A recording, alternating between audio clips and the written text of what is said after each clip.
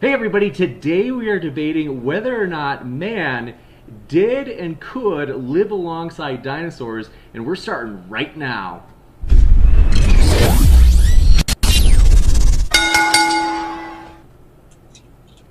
Hello, ladies and gentlemen. Welcome to Modern Day Debate. I am thrilled that you are here. It is going to be a blast. So the reason that I say that is because we have a brand new guest here. So Bill Morgan has joined us, and we're thrilled. There's an interesting story. If you don't recognize Bill, you might in a second when I tell you where he's from. But just want to mention really quick, we got a few house cleaning things. We also have Standing for Truth helping us moderate. That's how desperate we are. Just kidding. Standing for Truth, you're my boy. Hey, Jake, that hurts my feelings. Standing for Truth, honestly, I have to say, I really appreciate Standing for Truth for several reasons. One, he was kind enough to introduce us to Bill Morgan, who's debating tonight. And not only that, but Standing for Truth has always made it. He's been willing to step in and guest moderate when I was traveling, stuff like that. Like, I really appreciate it. So thanks so much for your help, Standing for Truth. And he's no problem, my pleasure. Even if you disagree, even if you're like, oh, that's Standing for Truth, it just drives me crazy.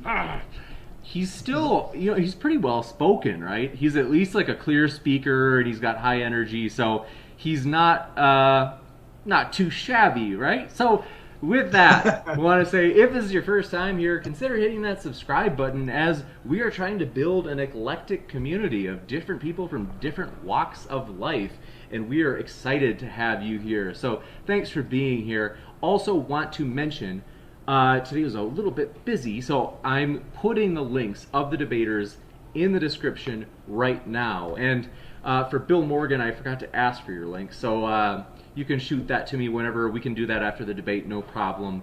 But just want to mention, before I hand it over to Standing for Truth to explain the format, we have a couple of other really quick things. First, this Friday, RN Raw is going to debate Dr. Trent Doherty, which is going to be a blast. It's going to be intense, crazy.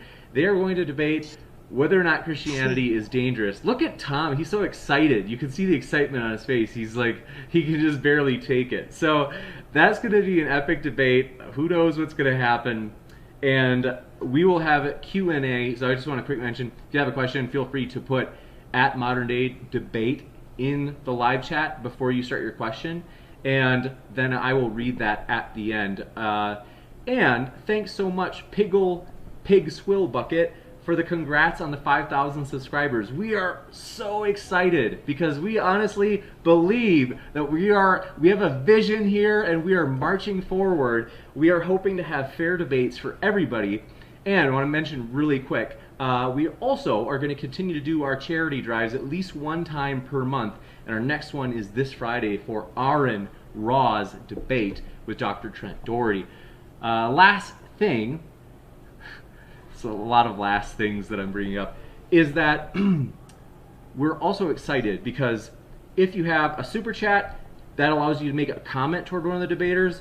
You don't have to do a super chat. You can just do at Modern Day Debate and ask your question, and we're still going to read them, so it doesn't have to be a super chat. But one thing is, like I said, it allows you to make a comment toward one of the debaters. And the other thing is, if you do a super chat, it automatically goes to the top of the list for the Q&A. So thanks so much. And with that, thanks for being here, everybody. It's been a whole week.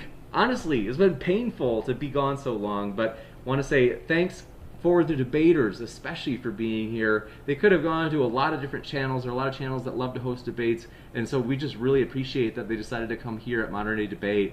And so I'm going to hand it off to Standing for Truth, who will give the format. And as mentioned, given that Bill is taking the affirmative, he will start first. The final last thing is, I want to mention, we are going to start sprinkling in political debates more often, because some people are like, yeah, change it up a little bit more. We want a little more variety. And I'm like, hey, let's do it. So we're going to still do a lot of does God exist and creationism type debates, but just want to let people know we are also going to start sprinkling in some political type debates, and not just ethical things like abortion, but we're also going to do things like, debates on who they think is going to win the election and why, all that stuff. So Standing for Truth, thanks so much for being here. We really appreciate your help. The floor is yours. Awesome. Well, thank you, James. I'm really, really excited for this debate. So let's get it started. Thanks so much, Tom and Bill. The format for tonight will be 15-minute openings, followed by 5-minute rebuttals, and then 20 minutes of open discussion. That's my favorite part of any debate. And then followed by 3-minute closings and 20-minute Q&A. So looks like we got Bill starting. I'm going to get the timer here. 15 minutes is starting on Bill's first word. Go ahead. Okay, well, thanks for having me. This is my first debate on this channel. And my hope is it's two guys that disagree having a good time talking about important stuff. Okay, I'm going to go to my PowerPoint now. I have no idea if it's 15 minutes because I haven't rehearsed it yet. Okay. All right, can you guys see that? Yes. All right, dinosaurs, away we go.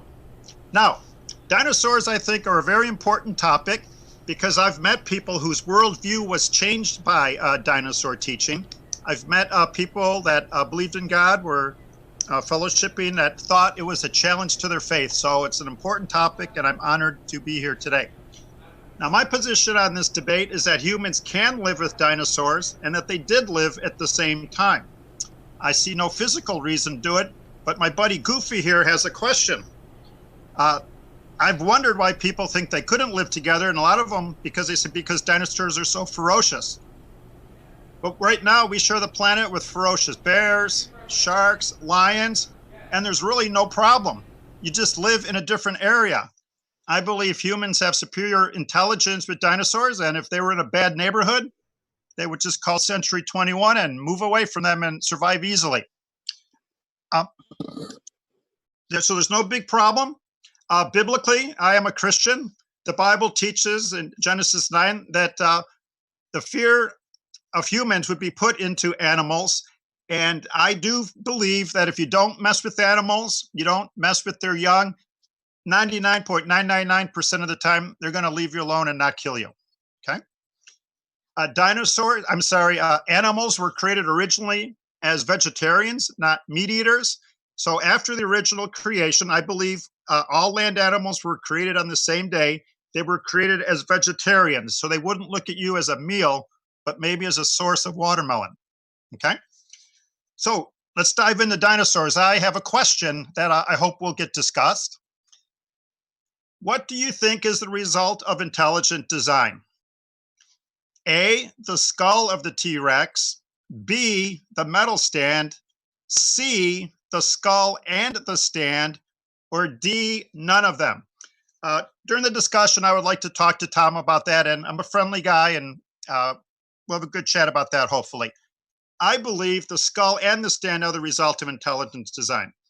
Now, I'm not bragging or boasting. I've been an engineer for over 35 years, and there's nothing I'm more certain of than design in animals and plants and things like that. I've done hundreds and hundreds of designs, and the simplest things in the world take much, much effort to get it right. Every detail, every material, the thickness has to be designed for certain things to work. So I do believe that beautiful skull to the left is the result of design. Now, some people would argue that dinosaurs are the result of time, nature, and chance. And I respect everybody. People can believe what they want, but I question. Time has an IQ of 0. Nature has an IQ of 0. And chance has an IQ of 0. Some complicated math, 0 plus 0 plus 0 equals 0. Can an IQ of 0 make a dinosaur? I argue no. I believe dinosaurs are the result of a designer with an IQ of infinity. I've never met Tom. I don't know his profession. But even if you want to hang a door, that takes intelligent design, research, and knowledge. It doesn't happen by time, nature, and chance. Okay? I believe designs require a designer, and the beautiful dinosaur fossils we find give glory to God. Now, some people might argue that dinosaurs provide evidence that the theory of evolution is true. I argue they don't. There are no transitional forms for dinosaurs. Okay? From what? This is an important question. From what did dinosaurs evolve? I've done a little research. I'm very happy to be here. I've had 2 days notice and I've learned a lot by doing research. I've talked to many, many people about where dinosaurs came from. This is from the Smithsonian Institute of the dinosaur evolution chart. Now, please take note of something. These parallel lines are what's been found. These parallel lines are the creation model. The dinosaurs producing after their kind. The evolution part are the mysterious branches at the bottom, and that is not supported by the fossil evidence. Now you can just say, well, he's a closed-minded creation guy, but if it's not observed, it's not scientific. Science relies on observation. Many evolutionists have had quotes. This is an evolutionist's own word. You don't have to listen to Bill Morgan. From my reading of the fossil record of dinosaurs, there's no direct ancestors have been discovered for any dinosaur species. Alas, my list of dinosaurian ancestors is an empty one. And he attends Johns Hopkins. If I had more time, I could provide many, many more quotes. Dinosaur fossils do exist, and they show stasis. That means they're not changing, and they show sudden appearance. All of a sudden, the screen door opens, boom, there is a fully designed full dinosaur. Now, evolutionists are certain, absolutely certain they evolved from something. We're just looking for the evidence. Well, that's science in reverse. Conclusions should be based on evidence. Conclusions shouldn't be formed and then start looking for your evidence. So, my belief is apes make apes. People make people. Ladybugs make ladybugs, and dinosaurs can only make dinosaurs. Now, a lot of people would say, oh, Bill, that's a religious belief. No, it's not. It's supported by genetics, biochemistry, taxonomy, zoology, paleontology. Your eyeballs support this. Your eyes are a source of science. What you observe, this is what we observe. We do not observe one kind of animal producing another. Let's suppose dinosaurs did evolve over time by chance, okay? See that beautiful image in the lower left? Let's suppose that is a living being and it evolved. I have a very simple question. What evolved first? I've designed a lot of air conditioning systems. You need ductwork, compressors, fans, pumps, piping, power. And as you design and build it, you build it one step at a time. Well, with dinosaurs, if they evolved, what evolved first? Their skeletal system, nervous system, digestive, circulatory, respiratory, immune, muscular. Which one evolved first? Which one evolved last? It's very quaint to philosophically say it evolved by chance over time, but I'm a semi-autistic and I am a mechanical engineer. Tell me the sequence, tell me the mechanism of how this beautiful animal came to be. What evolved first, the hearts or the lungs? That's a fair question to ask and one that people should consider. Now, God does not make things. God makes systems. Systems are made of many, many components that all have to work together for the system to work. Living things are not a car transmission where you can slowly build it together and then you get a transmission. For a living dinosaur to exist, it needs every one of these systems to work. Now, let's have more fun. Is the circulatory system a system? Yes. Is the heart a system? Yes. Is the heart tissue a system? Yes. Are the cells in the tissue a system? Yes. Are the molecules a system? Yes. Are the atoms a system? Yes. What evolved first, electrons, protons, or neutrons? We live in an ecosystem in a solar system. People, systems can't evolve. They have to be, for living things, instantly created. That beautiful dinosaur needed all of those systems working at once, or it's not going to live. Just take a step back and look at that. I couldn't even draw that. God spoke that into existence. That is a fantastic design, and chance could not make it. Chance couldn't make the drawing, much less make the dinosaur. So, evolutionists teach over billions of years bacteria evolved into dinosaurs. John Sanford of Cornell University, he invented the gene gun and knows more about genetics than perhaps anybody. I asked him, I said, John, do you think it's possible that mutations on bacteria could produce a dinosaur? John's response was no. It would be more likely that dinosaurs would evolve into bacteria because of mutations losing information. Evolution is a downhill path, not an uphill path, okay? So if dinosaurs did not have bacterium ancestors, which evolutionists think, and they suddenly appear, when did they appear? I believe thousands of years ago and not 230 million years ago, okay? There's many reasons why, but because of time, I cut it down to two. Two reasons I do not believe dinosaurs went extinct 65 million years ago. Reason number one is a real simple one: erosion. That picture is from one day of flooding in Jordan. This is a planet of erosion and decay. Think about this. According to the evolution model, the most recent dinosaurs got surrounded by sedimentary rock. We'll talk about that in a second. 65 million years ago. And for 65 million years ago, that sedimentary rock, which is the weakest rock around, resisted erosion. Erosion is caused by temperature change, the sun, the wind, cooling, heating, friction. 65 million years. Why aren't we making our streets out of sedimentary rock then if it's so durable? Part of my engineering, sometimes I've designed parking lots. You can't get more than 20 years out of asphalt. How are you going to get 65 million years out of sedimentary rock? And then they think some are 230 million years old. The most important fossil discovery in the past 100 years, most people have never heard of it. And I know all you guys have. Soft tissue and dinosaur fossils, okay? Now in 2005, some Montana State researchers found this in a T-Rex fossil. They claimed it was soft tissue, blood vessels. They reported it. Were other evolutionists happy when these people who were evolutionists, Mary Schweitzer, she came out and said, hey, I found soft tissue in a dinosaur fossil. Were they happy? No, they had a meltdown. I remember this. I followed it quite well. I called evolutionists. I called the Museum of the Rockies, and I called them up. I said, hey, is it soft tissue? 3 minutes. They said, we're not sure yet. Pardon me? Sorry, I was just telling you 3 more minutes. Go ahead. Okay, 3 more minutes. Thank you. So the person I talked to, I still remember his name, a very nice guy. His name was Novak.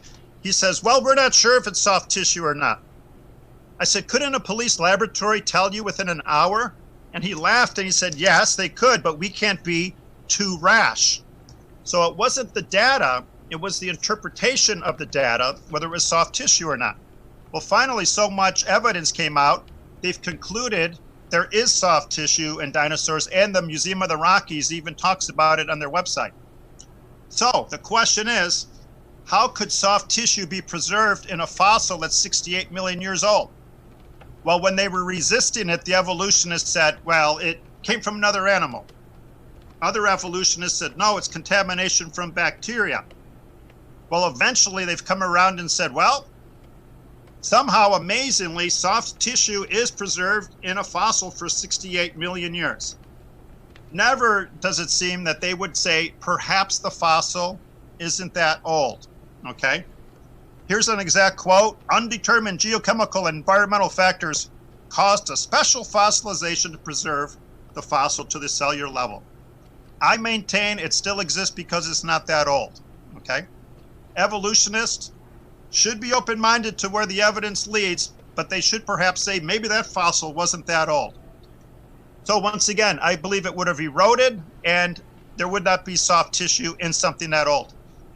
Mark Armitage is one of the leading soft tissue dinosaur experts. I asked him if I could mention him. Check out his videos. He's found many, many samples on his own, and he's well documented and published on soft dinosaur research, okay? So real quick, what killed the dinosaurs? Everybody knows it had to be cigarettes, right? But notice T-Rex's arms are too short to light his own cigarette. So anyways, thank you very much. There's many theories on dino extinction. It's a good way to earn a PhD. There's many theories, but the evidence teaches something else. We don't know what killed every dinosaur because you need evidence of what killed them. But we do know what killed the dinosaurs that we have found fossils of. They're buried in sedimentary rock. If you are buried in sedimentary rock, you most likely died by getting buried. I was talking to someone once and he says, well, I think dinosaurs died from meteors. Well, why are they found in sedimentary rock? And he paused and he said, well, the meteor caused the flood. The cause of death is rapid burial in sedimentary rock, which is rock deposited by water. So, in closing, I think that's pretty close to 15 minutes. Dinosaurs are evidence of extinction, not evolution. Extinction is the opposite of evolution. Oh, just 10 more seconds, please. Extinction is you start with a lot of animals and you're running out. Evolution is you start with bacterium and it blossoms into many others. Okay, thank you very much. Thanks so much, Bill. Standing for Truth, I'm going to jump in really quick just because I just remembered something really interesting. I can't help but mention it for those who are like long-term viewers of these creation evolution debates, is that Bill, does anybody recognize Bill? Bill, once you're out of share screen so they can see your face, I'm kind of curious if anybody would happen to recognize you once you're able to click out of the share screen. There you go. Thanks so much. So, does anybody recognize Bill? If you love old-fashioned debates, this is from a debate about 20 years ago. I don't think anybody's going to get it. Let me just quick peek on the live chat really quick. Thanks so much for your opening, Bill. And we're thrilled to have you here, and we're thrilled to have Tom here. Tom, we'll give you like an extra 10, 20 seconds, whatever it is, at the end of the intro if you'd like. And just to keep it balanced, doesn't look like anybody's quite picking it up quite yet in the live chat, so I will just mention it. Does anybody remember the debate between Kent Hovind and Michael Shermer? I think it was it at Berkeley, Bill? UC Irvine. Oh, okay, Irvine. Thanks so much.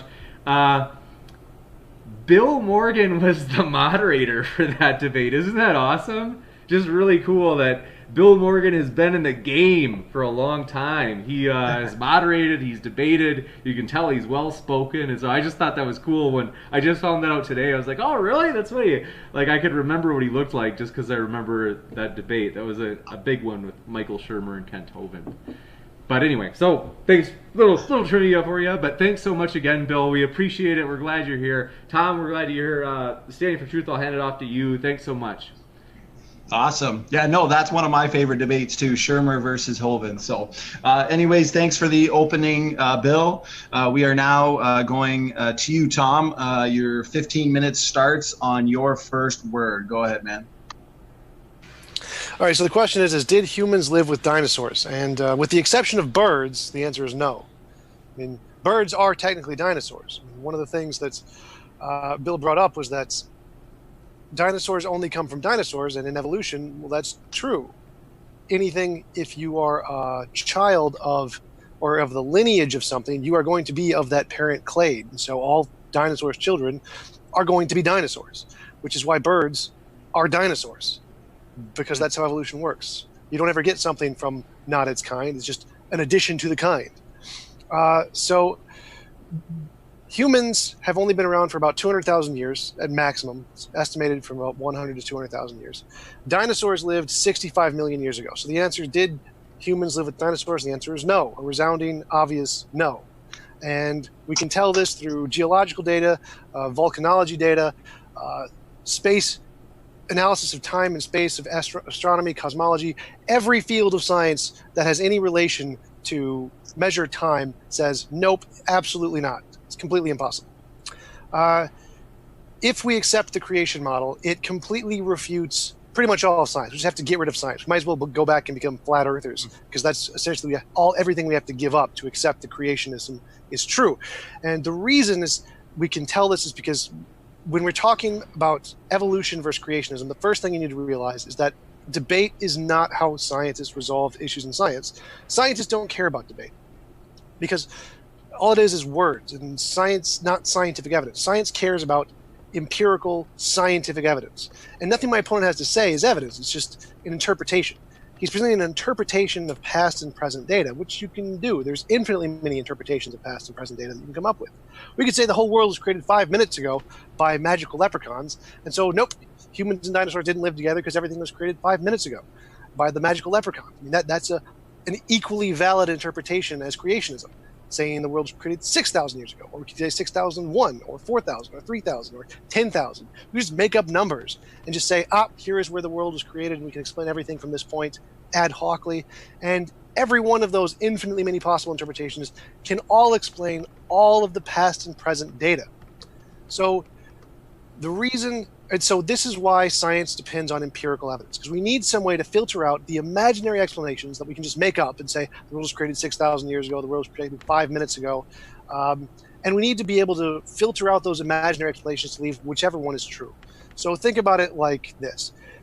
Imagine we see a cup fall over. What could have caused this to happen? Maybe the wind knocked it over. Maybe someone bumped the table. Maybe it was a mouse or a squirrel or a bird. Maybe someone used psychic powers or magic or a god or a ghost or leprechauns, unicorns, invisible aliens, anything. There are millions of things that could cause this cup to fall over. So we need some way to filter out all of the imaginary ones and leave only the one that's reasonable to believe caused the event to happen. There are infinitely many of these possible alternatives we can just come up with.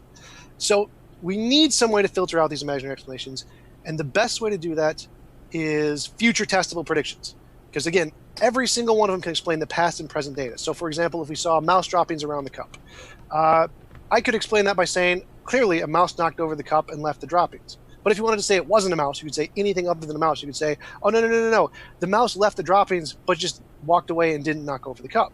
So you can always explain the data in multiple ways if you're looking at past and present data. But if you have a good explanation, you can project into the future and say, if my explanation is correct, here's something we're going to discover which we don't know yet, and we're going to look in this area and find this to be the case. Now, if your explanation can do that, you have a good explanation. You have reason to believe your explanation is a plausible explanation of the event. Science can do that. Creationism can't. And science can do it reliably, consistently, millions and millions of times, every day, all over the world, for everyone, which is just every scientific paper, that's what they are, is future testable predictions. So science is like, yep, science works, creationism doesn't. There are lots and lots and lots of future testable predictions that have been made by science. Just to list a few, we have Robert Broom predicted that Enemites with double-hinged jaw joints, a transitional between reptile and mammal, would be discovered, and it was discovered with the example of Probagnathus, which is a transitional form. Richard Alexander, after studying the evolution of eusocial insects such as termites, he predicted that we would find some kind of burrowing rodents in the tropics, which might have evolved the same eusocial system, which was later confirmed in the naked mole rat, so more transitional forms. William Bede predicted birds' asymmetrical flight feathers on their front and back legs, as indicated by embryology, which is found in Microraptor, a transitional form. A feather morphotype was predicted due to embryological data was found in dinosaurs such as Euthosaurus, transitional form.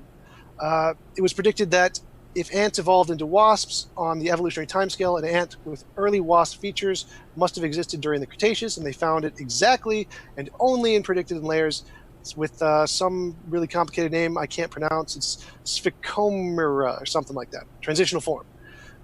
Neil Shubin predicted that the fish-like tetrapod in the Venostrata of Canada, which was discovered in Tiktaalik, exactly where it was predicted to be, in only that layer and no other layers.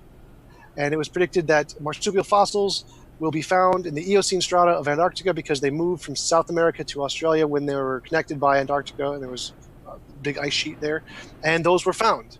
These are all testable future predictions that was made by evolution before we knew them, saying that if we assume evolution is true, and if we assume all the evolutionary stuff, the timescale is correct, here's a prediction we can make, extremely precise predictions we can make, and we will discover them in these extremely precise locations, and they're right after right after right after right after right. So this is massive evidence for evolution. Evolution is the most supported of all of the sciences. It's essentially impossible to refute at this point. It's massively supported. And there are literally thousands of predictions confirmed every year all across the world in every academic paper you can cite. You just go to academic papers for evolutionary journals and you can just pick one. There's another prediction that was confirmed through testing. Creationism has none of these, not a one. They have nothing.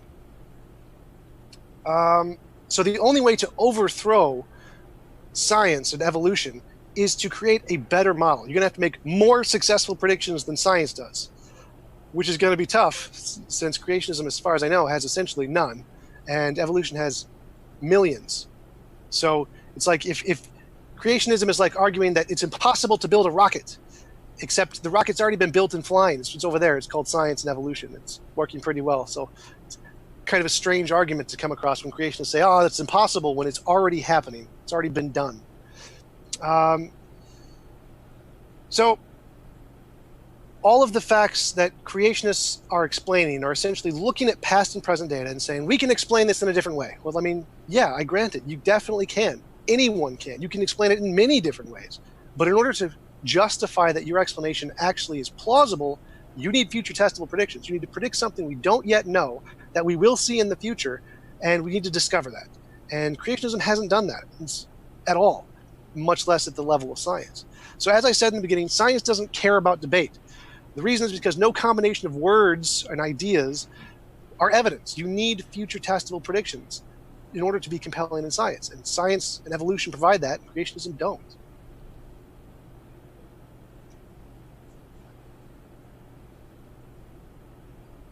Okay. Is that it for your opening there, Tom? Yep, that's it. Awesome. Okay, so you gave up roughly 6.5 minutes. We can either throw that into the discussion or the Q&A. Discussion sounds good. Okay, so thanks for your opening, Tom. We can jump right into Bill's 5-minute rebuttal. Let me just start the clock.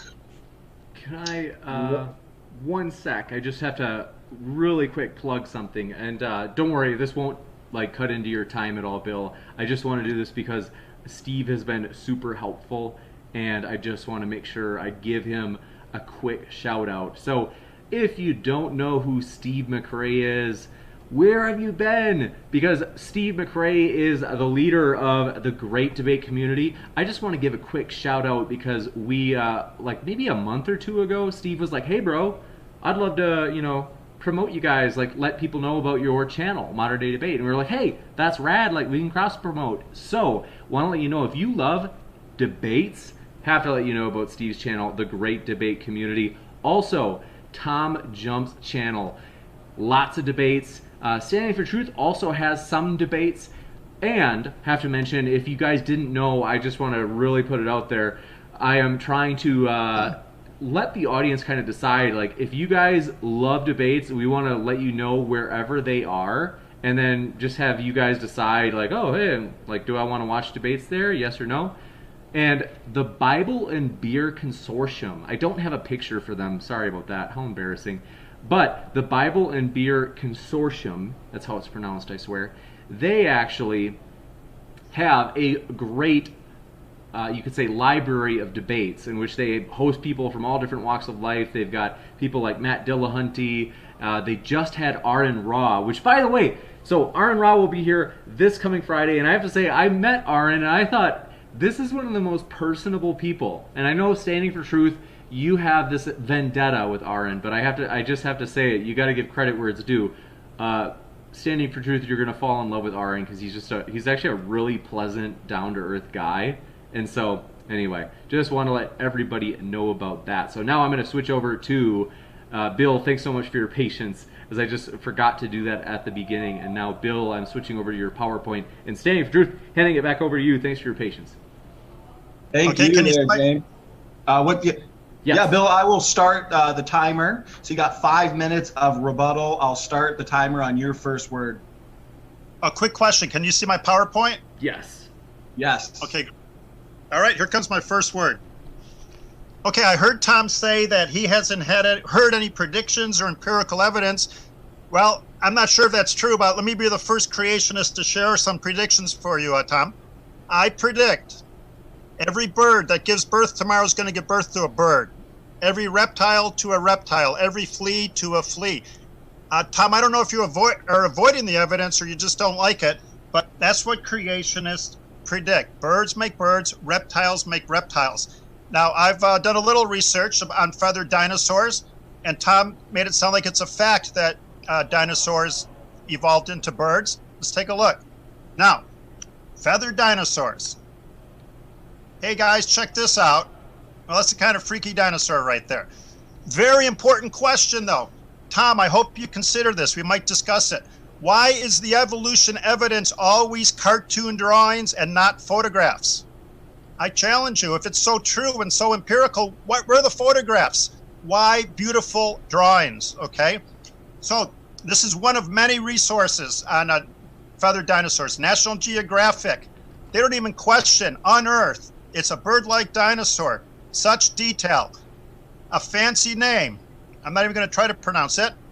The man who found it said, we believe this dinosaur had feathers from its ancestors. The researchers theorize it may have used its feathers for display or eggs. Well, this man admits to having one small problem. What's the small problem?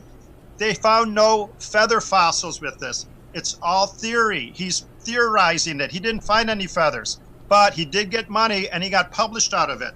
His own words say it had long arms, bird-like legs, a toothless jaw, probably a beak.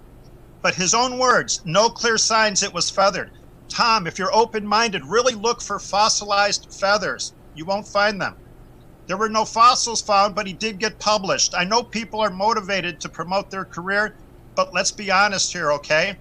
Now, Alan Fiducia, you've probably heard of him. He's perhaps the leading bird expert, hardcore evolutionist.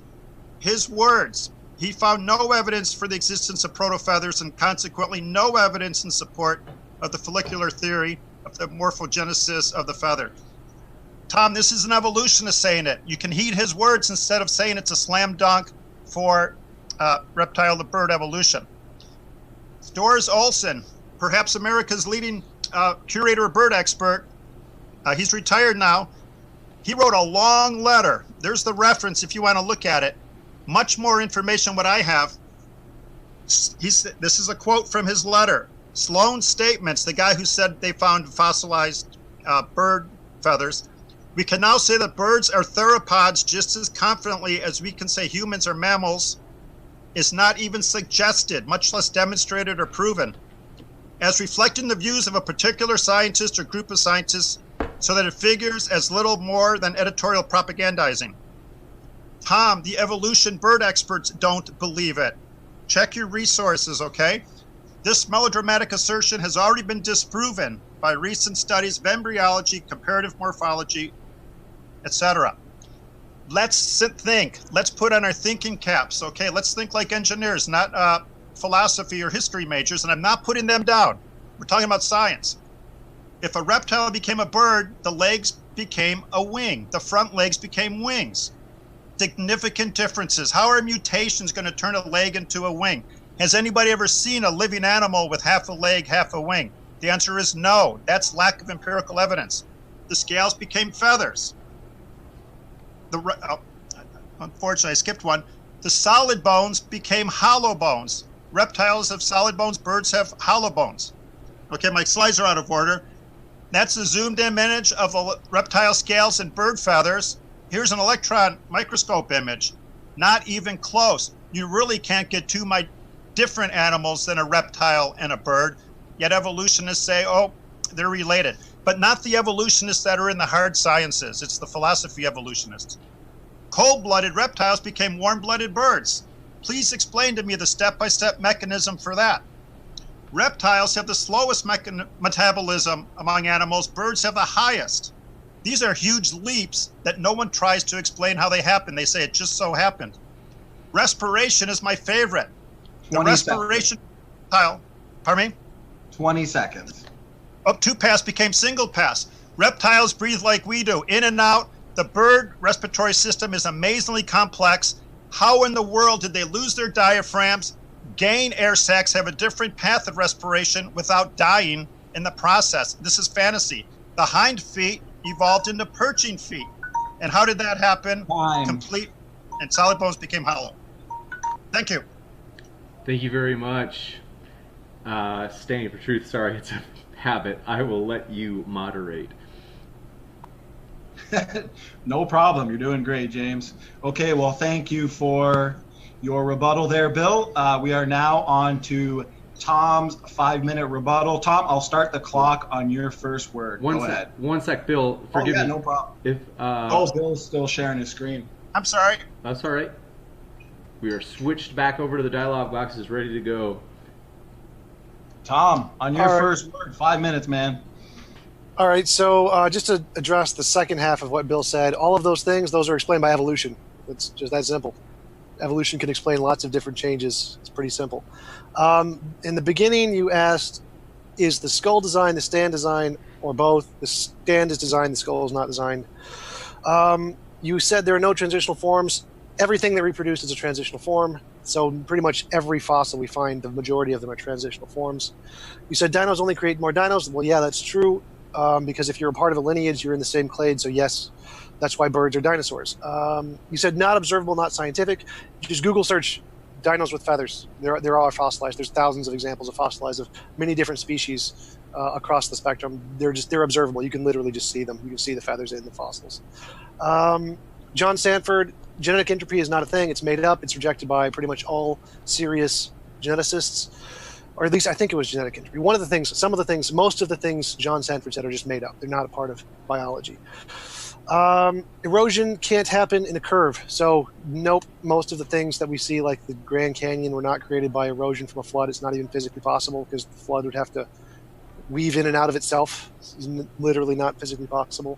Soft tissue in Texas, there's actually been a number of soft tissue that has been found in dinosaur fossils, and there's many different ways to preserve soft tissue for millions of years. There's no problem with that. Nothing in evolution says it's literally impossible for soft tissue to preserve for millions of years. So there's no contradiction with evolution there. It's just unlikely. And so the fact that it's happened a few times out of the millions of fossils we found is really not that surprising. You said birds. You said you made a prediction that every bird will make a bird. That's not a novel prediction. Like, I can predict the sun will come up tomorrow. If you're predicting something we already know, it's not a prediction. So you got to come up with some prediction that we don't already know. Predict something we don't know yet that we will know in the future. So if you're predicting birds will make birds, we already know that. Just like we know the sun will come up tomorrow. Not a prediction. I can't say, well, the spaghetti monster is real, and I know this because the sun's going to come up tomorrow. Not evidence. You got to come up with a novel, testable prediction, something we don't know yet. Why drawings, not photographs? There are photographs. We literally have the rocks of the fossils with the feathers. There's no problem there. The fact that we have drawings is because it's more interesting. People like drawings better than photographs of dead things. Reptile wing, significant differences. Again, explained by evolution, no problem there. So that's essentially my rebuttal. I just cede the rest of my time to the discussion.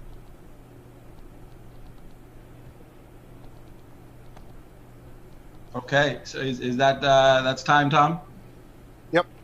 Okay, so that is another 2 minutes going towards the discussion period. So the discussion period is 20 minutes. We've got 6 plus 2, so we can go for 28 minutes. Unless you got something to say, James, I can start the clock at 28 minutes and let them have their discussion. All set. Okay. Guys, on your first word, whoever wants to start, the discussion begins. I got a question. Tom, sorry, I'm a very simple person. I really am. You said, quote, it's explained by evolution. Once you said simple, no explanation needed. And once you said it's explained by evolution, no problem. Please help me. I'm an engineer. I need the mechanism. I just don't need to just say it happened by evolution, no problem. Please tell me how the respiration system of a reptile that uses a bellows two-pass system evolves into a single pass with air sacs and no diaphragm. Just a step-by-step idea. Yeah, that would take a long time because it's many millions of steps. What? Just don't say it happened by evolution, no problem. I do have a problem. I'm an engineer. I need evidence, science. The mechanism. Right, so the mechanism is evolution. It's random mutation to change the allele frequencies, which can change the physical structure over time. So it's millions and millions of those changes. There's no problem there. It's like saying, there's no mechanism there. There's no evolution is the mechanism. You're saying you're waving your arms and saying it's evolution. Please just give me the mechanism. How does the respiration change? How does a leg become a wing? You just can't say evolution. Random changes in allele frequency in the DNA, which changes the physiological structure of the animal. You give me the mechanism. Tell me how a solid bone. No, you didn't. I just did. You no specific. Well, we could go back. Yes, I did. You did, but you didn't provide any living evidence, fossil evidence. You said it just happened by evolution.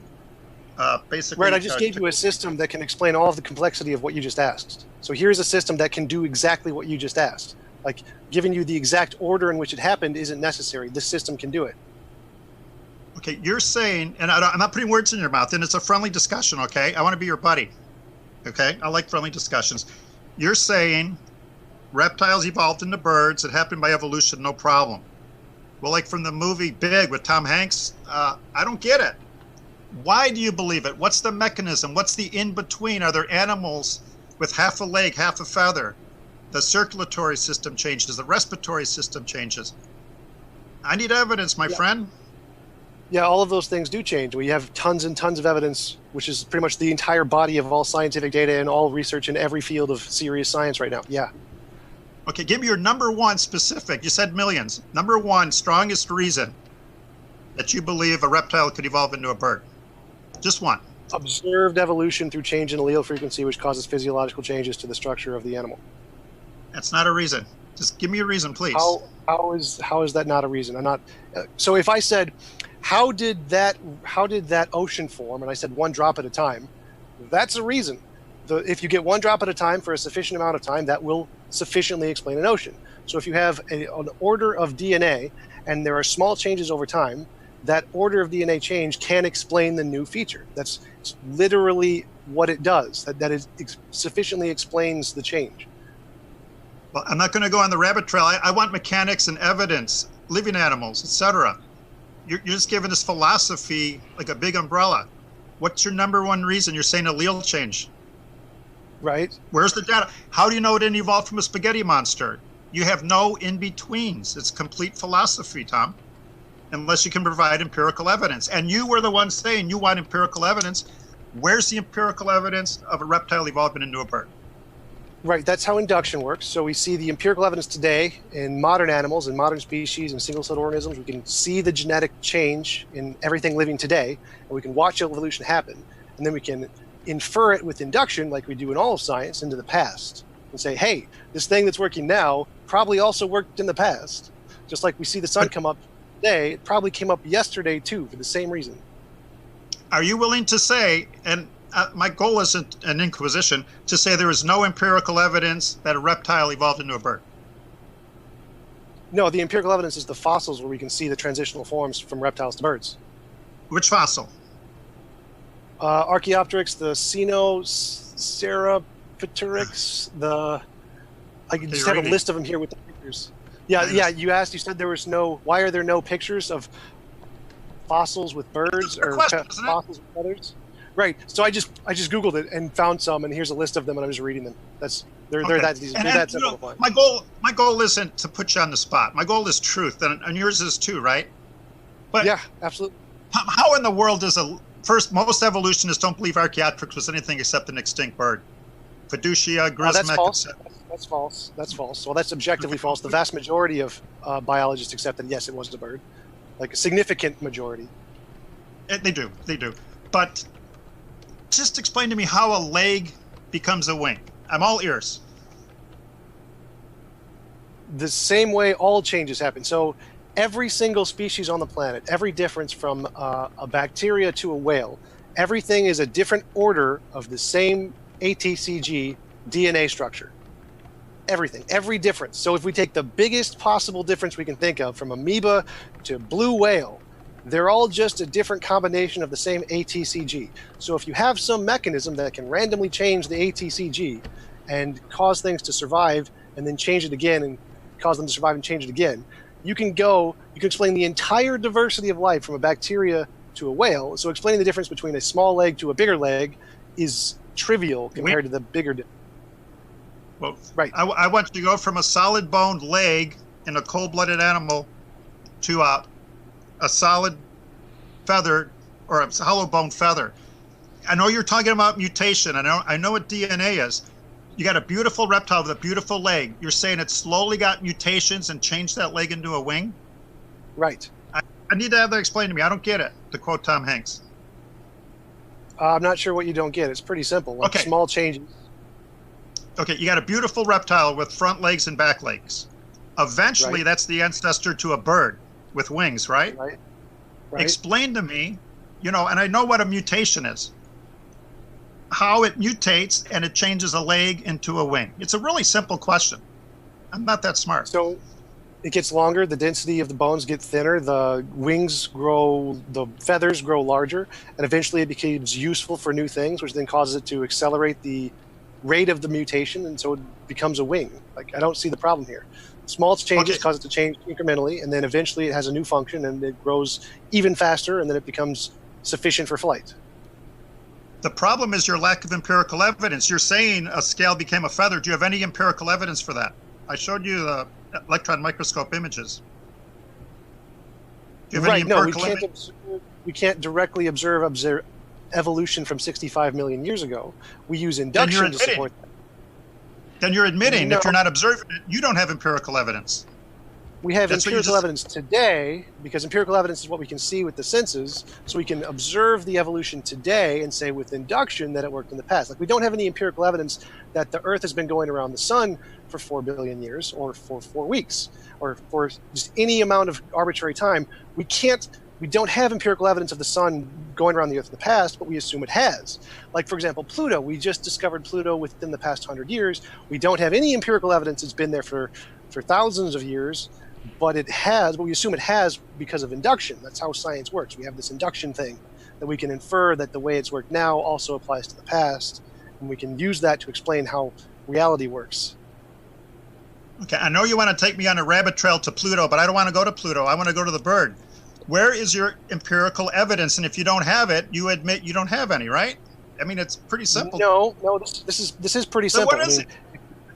I just explained it to you. It's called induction. Induction is a pretty simple thing in science. It's pretty universal. So induction for Pluto is pretty simple. We discovered Pluto less than 100 years ago. We have no empirical evidence of it existing prior to 100 years ago, but we believe it did exist prior to 100 years ago. And we believe it followed the same pattern it does today before that period. So we use the induction of looking at the empirical evidence today, and then we apply that same process to the past, even if we don't have direct observation of the past. So we see the evolution today and how it works, and we use that same process and apply it to the past. Okay, once again, I don't want to go to Pluto. I'm trying to get to a bird wing. That's not. You don't want to answer that. How does the leg become a wing? If there's empirical evidence, just say you have no evidence for it. We can move on. What? I've already answered this. It's inductive evidence, the exact same kind we used to say that Pluto existed prior to 100 years ago. That's philosophy. I want empirical evidence. How does a leg become a wing? No, that's science. Essentially what you're asking is, how do you know we weren't created 5 minutes ago? It's the same level of ridiculousness. That's exactly what you're asking. You're asking that verbatim, because you're rejecting all of induction. Induction is the thing where we take the processes we can observe and verify today, and we apply them to the past and the future, and we say they work the same way. So we observe directly the evolution in the cell today, and we can watch it happen in different species where they make these changes, and we can say, yes, this same process happened in the past for the things we can't directly observe. That's how induction works. That's science. Well, give me 1 sec. Bill, forgive me. I don't mean to cut in on you. Given that there's so many different topics that we can cover from what's been discussed in the debate so far, I know that this is one that you guys disagree on and that you do have a response for, Tom, and so I hate cutting in, but if there's maybe another thing that came up during the debate, just so we can try to run the gamut as much as we can in terms of covering as many topics as possible. Okay, and a quick summary. I might be way wrong, but I would like to see the mechanics of how a leg becomes a wing instead of induction and assumption, because he was the one saying we don't have empirical evidence. That's what I'm begging for. Our empirical evidence is a reptile makes a reptile, a bird makes a bird, and if the change doesn't tickle your fancy, it's still a prediction, so you got your prediction. Okay. Well, I think this is an important point here. So you do realize that indirect observation is empirical, right? The induction is empirical. Indirect observation? That means Correct. somebody else is Indirect. looking at it? No, it means we used induction to apply the same kinds of observations today in order to the past, and we can use it. We don't see it directly. Like particles, we don't see them directly. We still have indirect observation of them through computers and things. So I'm a very simple indirect mechanical engineer. Real quick, Indirect and I'm not being condescending.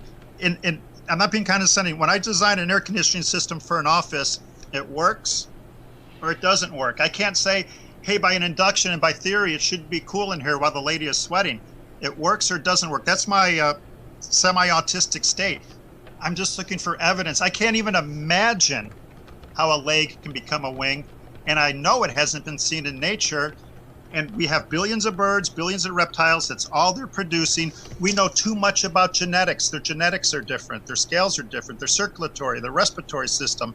It's just quaint to say one evolved into another by induction. I'm just begging for evidence, and I didn't get any. But we can move on. Well, yeah, you're right. Their genetics are different, which is exactly what I explained. Their genetics change through random mutation. That's why their genetics are different. But you, Or using they've your example, that's well, possible, no, they right? clearly couldn't. No, Why not? nope. Because evidence. That's Why just like saying, could have the world been created 5 minutes ago? Well, I mean, sure. It's just not supported by anything. But Why to use your couldn't the example, bird have been well, real quick, Tom, why couldn't the bird have been created with different genetics than the reptile, and that's all they're going to make? Just like those parallel lines in the chart I show. Why can't because that we be can see possible? genetic mutation. Because we see genetic mutation happen, so it's just not possible. And what do We know mutations that do? genetics do change. They change the DNA of the species. And what's the result? New species. No. Overwhelmingly a loss of the ability to make proteins. Nope. John? That's false. Benford, well, Is wrong. Is you're either, I hate that. I John don't want to say Sanford- you're lying, but you are. Well, no. John Mutations Sanford is are either neutral or lose information. No, that's false. John Sanford's genetic entropy is completely false and made up. Actually, Standing had a truth with a biologist a few weeks ago who actually explained this to him in detail. Yeah, John Sanford's genetic entropy is completely made up. It's not a serious thing in biology.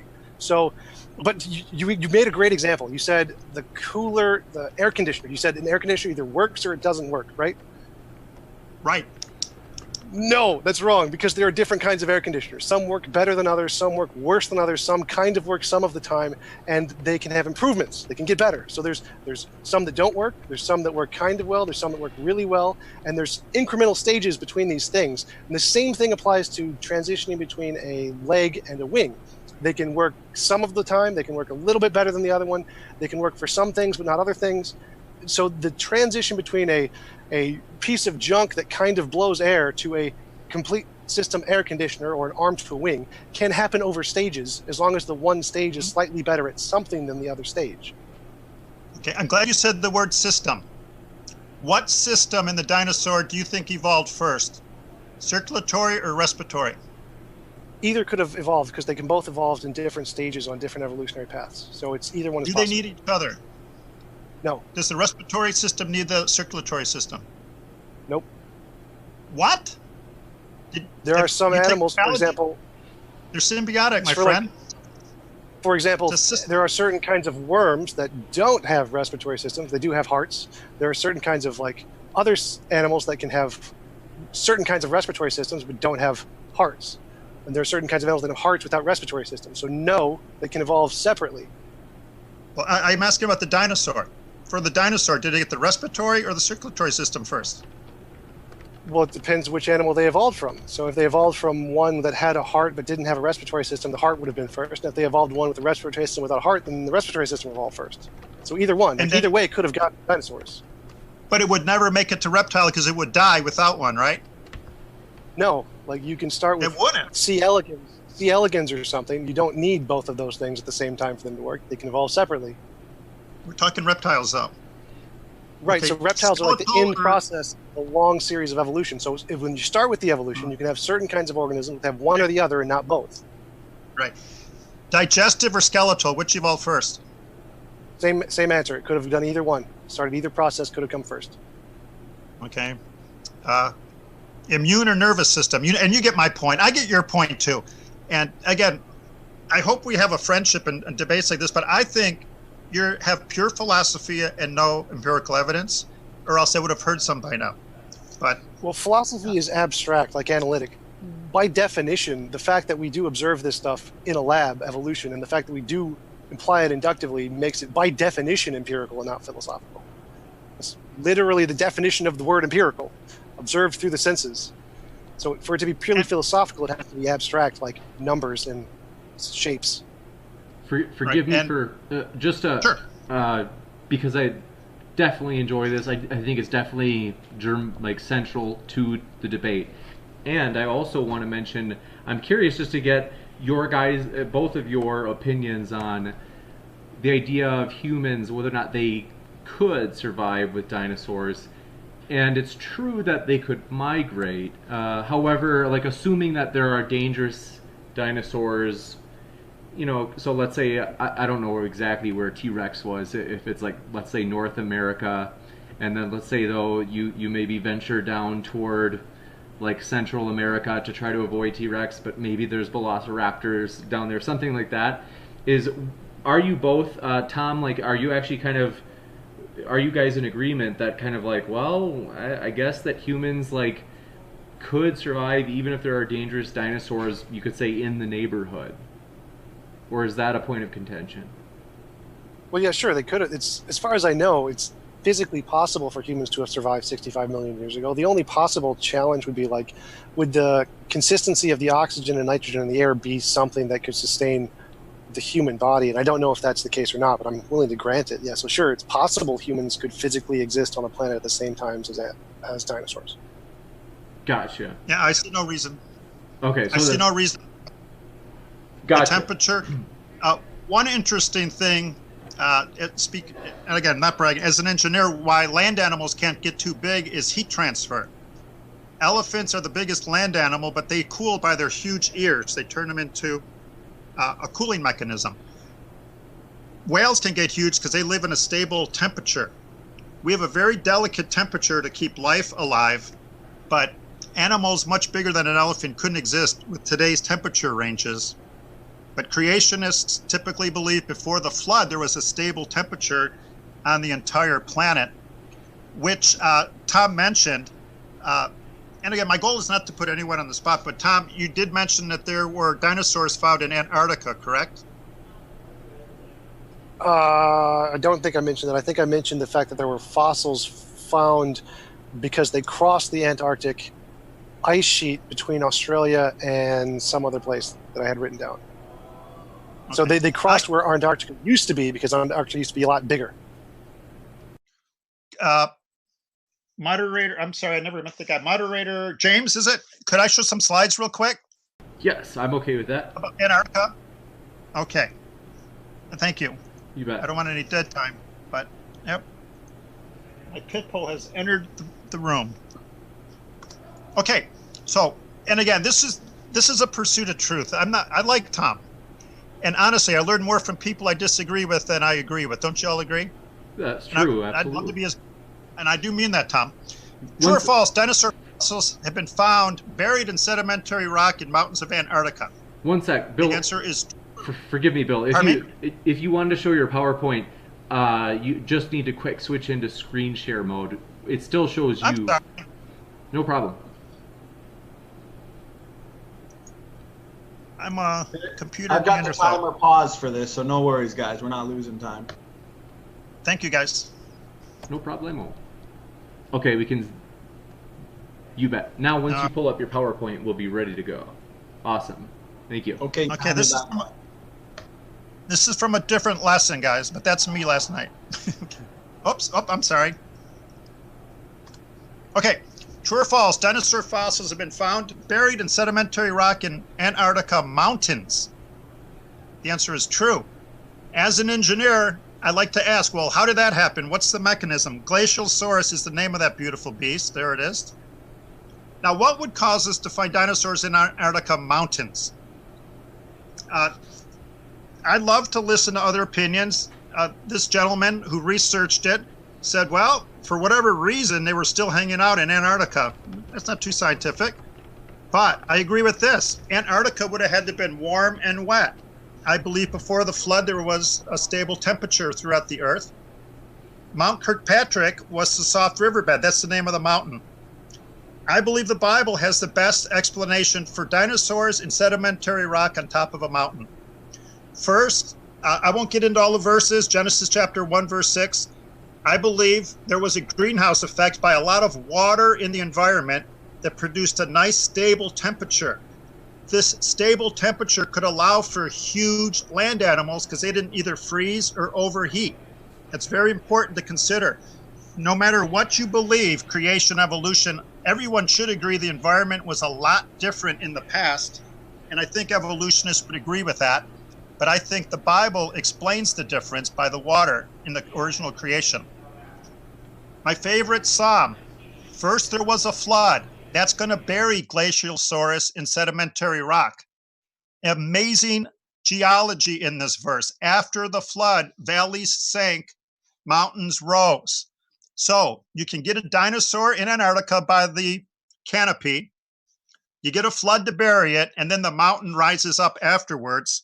And I don't believe it happened millions and millions of years ago because of erosion. But I don't want to take up all of Tom's time. Well, it wouldn't have been erosion. It would have been tectonic plates that would have shoved it up to create a mountain. But Pangea, all of the land masses on the Earth were connected at one time, 65 million years ago. Antarctica was connected with Australia and South America. So the fact that there were dinosaurs in Antarctica is not really a big surprise there.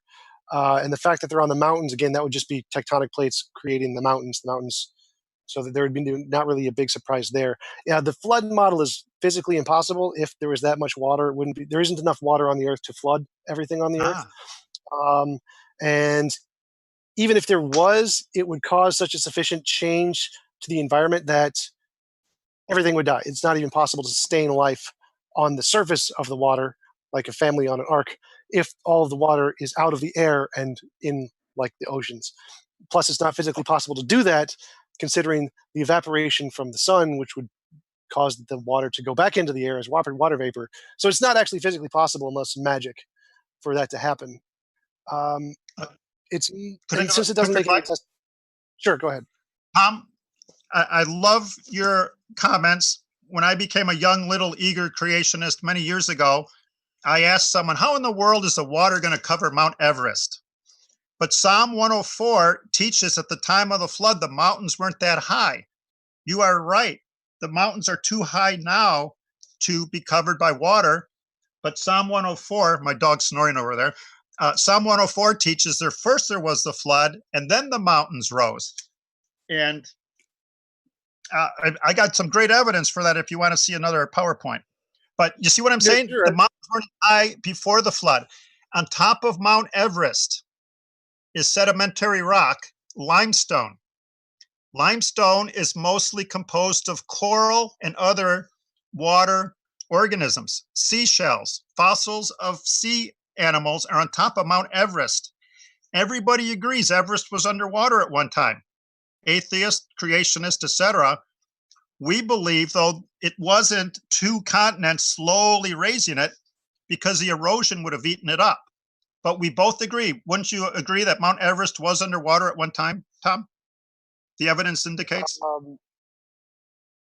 It was made of material that was underwater. I don't know if the mountain itself was ever underwater. Well, just possible. The top of it.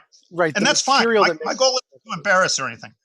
But limestone, coral on top of Mount Everest. So everyone agrees that it was underwater, but I believe it was a rapid uplift because of erosion. Limestone isn't very durable. It's not going to last 30 million years. And just asking, and it's not a pop quiz. Are you familiar with Genesis chapter 1, where the Bible says, let the dry land appear and the water gather in one place? I have read the Bible cover to cover, yes. Okay. Are you familiar with that verse? Let the water gather in one place. Sure. You are? What does that imply? Yeah, I read what implies whatever you want it to. The Bible's ambiguous. You can interpret it in many different ways. Well, if the water is gathered in one place, that's teaching Pangea, first page of the Bible. I think it's Genesis 1, verse 8. If the water is gathered in one place, the land is gathered in one place.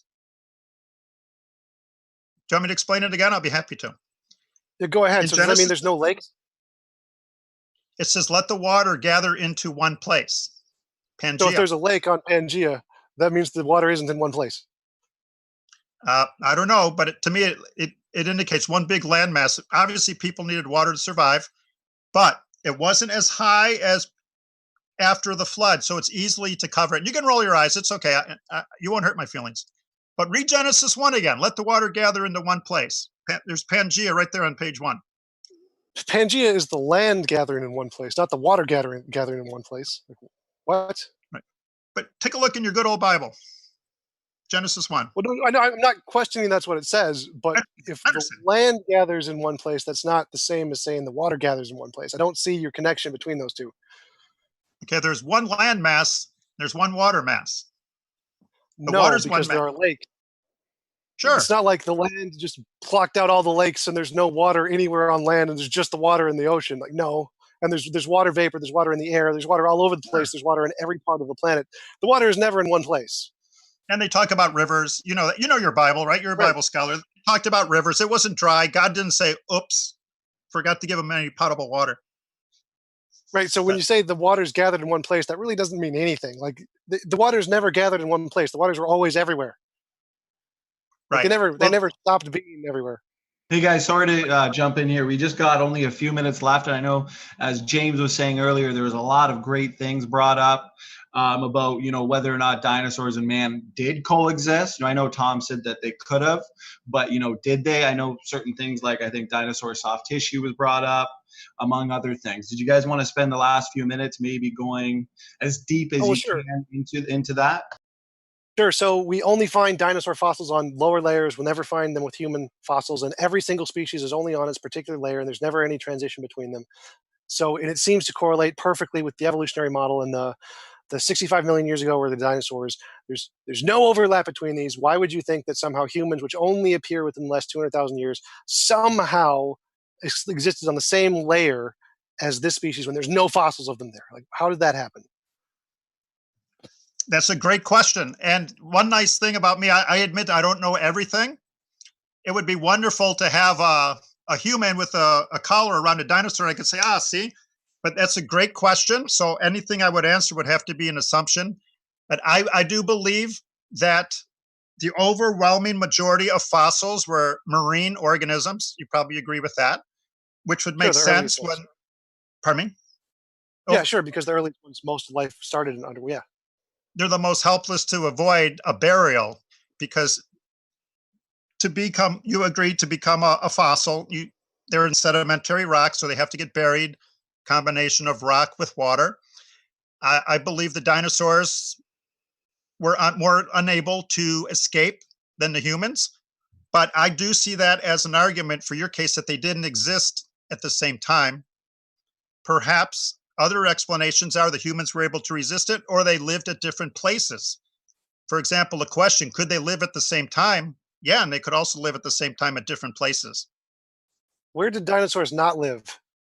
Like, is there any place on the earth where we haven't found fossils? Like, because as far as I know, they're everywhere. So the idea that somehow every human being everywhere avoided every fossilization event that all the dinosaurs did seems really ridiculous, especially since we have examples of humans doing exactly what the dinosaurs did, like falling into tar traps. Like, we have those kinds of fossils all over the place in the world. So seeing how they wouldn't have done this 65 million years ago or however long ago when the dinosaurs existed, it doesn't make a lot of sense since they do it today. Like, how did they avoid all that pattern? Are they just that smarter than we are today? Are you saying there's dinosaurs at the La Brea tar pits? Well, no, I'm saying that humans do stupid things. So the fact that all humans avoided the stupid things that would have gotten them crushed and fossilized is a pretty spectacular claim, since we know they do stupid things today. Yeah, I'm not going to say I got a great answer to that. I'm willing to do that. And it would be good to every say birds, legs to wings. I don't have a fantastic answer, but I don't. That's a very good comment and question. The beasts, they got buried and washed away. But there are no dinosaur fossils in the La Brea tar pits. I know that for a fact. My friend wrote a book on it. But I believe they lived in different places. The humans might have been more clever to avoid the catastrophe. But I think I wrote it down here. You said Mount Everest wasn't caused by a flood; it was caused by erosion. No. Tectonic plates. No, Not I'm erosion. sorry. I'm sorry. Grand Canyon, the Grand Canyon. Right. Yes. Because water wouldn't do this. It wouldn't go crooked. Right. If it's just a straight flood, there's no way for it to be diverted into directions like that. Well, water seeks the lowest energy state, just like people and electrons. If that's the lowest energy state, that's where the waters are going to go. Right. So there'd have to be something to force that to be the lowest energy state, and there isn't. Exactly. I agree with you. That's how rivers are formed. And if the Grand Canyon was formed by a little water over a long period of time, why don't we have 10,000 Grand Canyons on the planet? We got a lot of rivers. How come they're not the Grand Canyon, but that one is? For lots of reasons. One, the rivers weren't as populated because of the changes in the environment, because of the frequency of the water, because of the consistency of the material in the Grand Canyon. Lots of reasons. Time. We agree with that, the amount of water. Want to mention a quick one or two things. First is we will do quick closing statements, but also want to say just thanks for being here. I'm excited about one of these super chats, as it's Steven is always a joker. But okay, so if you have any questions, we're gonna have to close the Q&A pretty quick here. So like maybe in a couple of minutes, just to let you know. By close the Q&A, I mean the question intake. So you got a couple of minutes to submit a question that we'll hopefully get to during the Q&A. And Standing for Truth, the floor is yours. Thanks. Awesome. Okay, thanks guys for that lively discussion. Very enjoyable, very engaging. So thanks for keeping it fun. We're going to jump right into the closing. Since Bill Morgan, since you started, we will let you start off with your closing there. You got 3 minutes, and I will start on your first word. Go ahead there, Bill. Well, if my first word isn't my first word, I would sincerely like to thank Tom for the talk. I knew I would learn more from this, and I appreciate it. And I like talking to people who think differently than me. So hopefully those aren't my first words. Let's see. Oh, hang on 1 second. Slide 217. There we go. Okay, ready? Yes. How many minutes?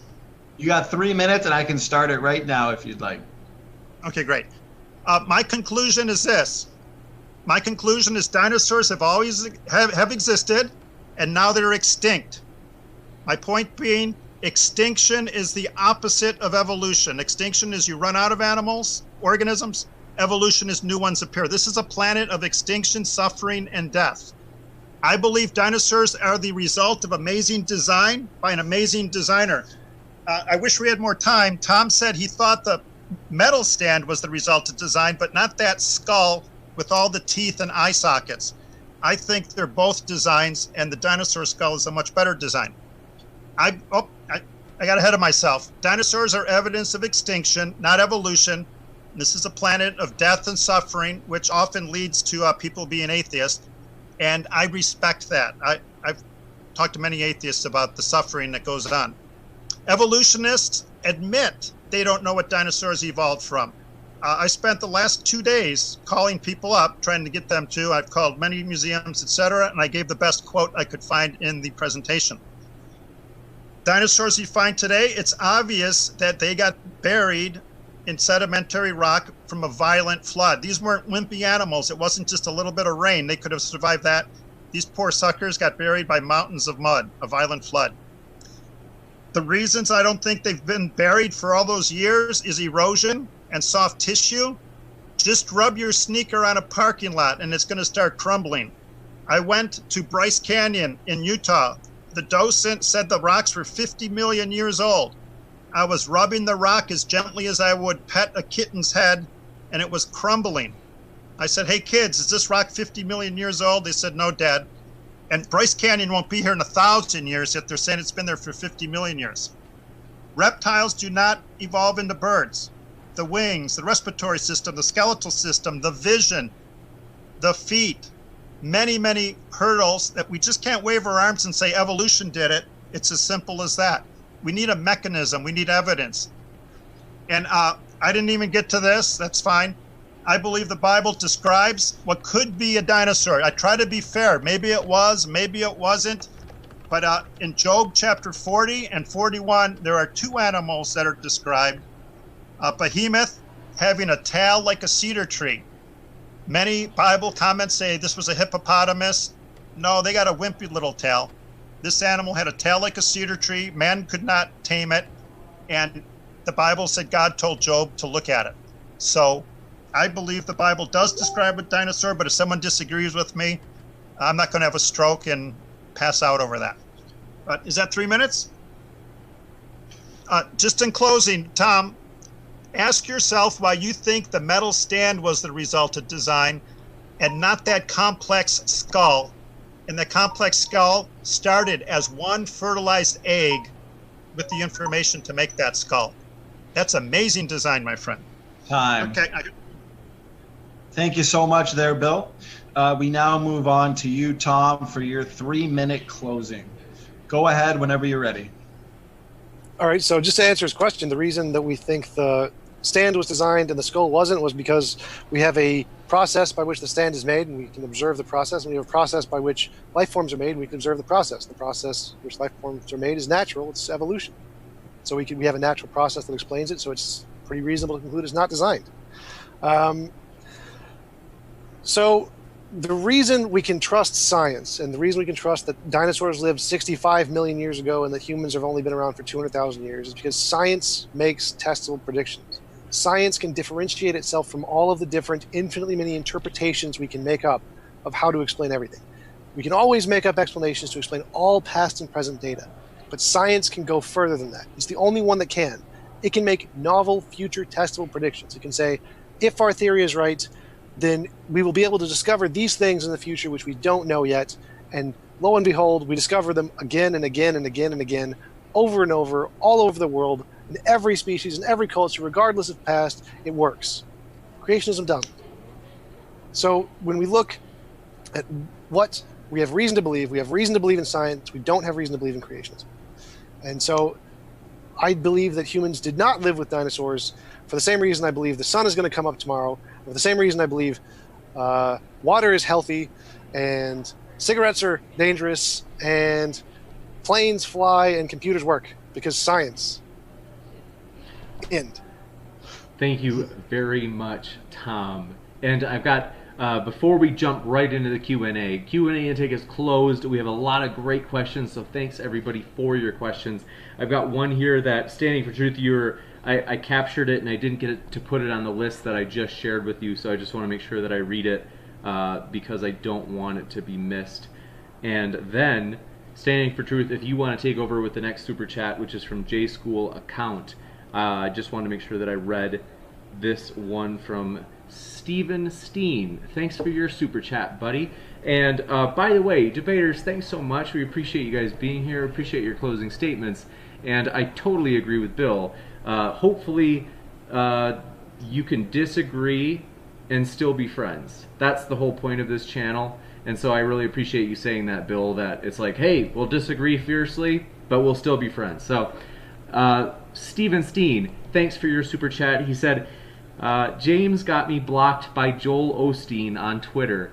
That's true, and it was actually, this is like a story that I love. If you're on Twitter, anybody out there in the live chat, you can find us on Twitter. We're on there at Modern Day Debate is our handle. But it was hilarious because basically trolling, basically making fun of Steven because neither of us are fans of Joel Osteen. I tweeted to Joel Osteen, I said, Joel Osteen, Steven wants to be your new disciple. and Steven put a GIF, like basically expressing his disappointment, and Joel Osteen blocked him. But he didn't block me, which is why I'm like, I think it's especially funny that, I don't know why, but he didn't block me, but Steven is right. I saw the screenshot. Joel Osteen, out of all the people, he got blocked by Joel Osteen. Jeez. Not even, so, standing for truth, thanks so much. You get the next one. Okay, so the next one would be, I just got the list, the super chat by J School Account.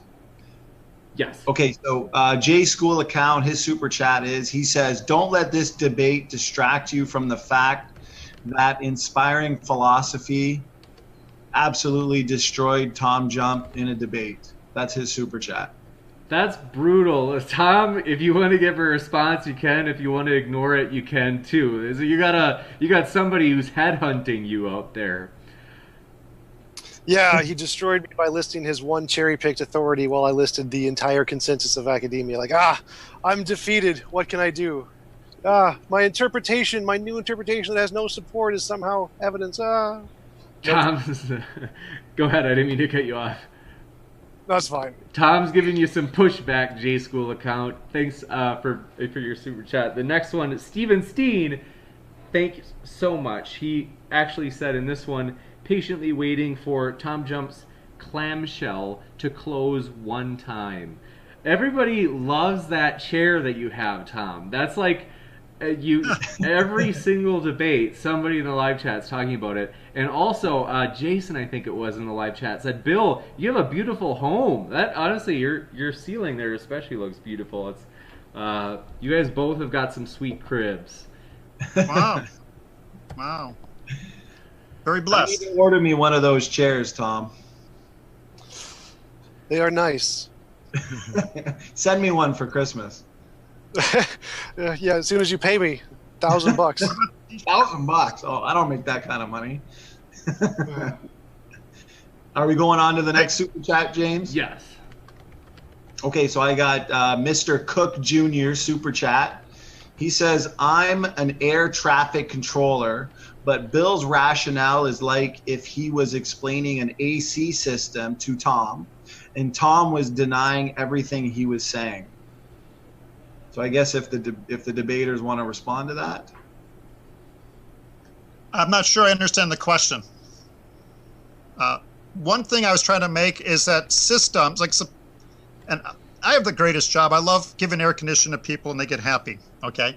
But you got to get everything right. You can't get it 95% right. Hey, I did everything, but I put in the wrong thermostat. People aren't going to be comfortable.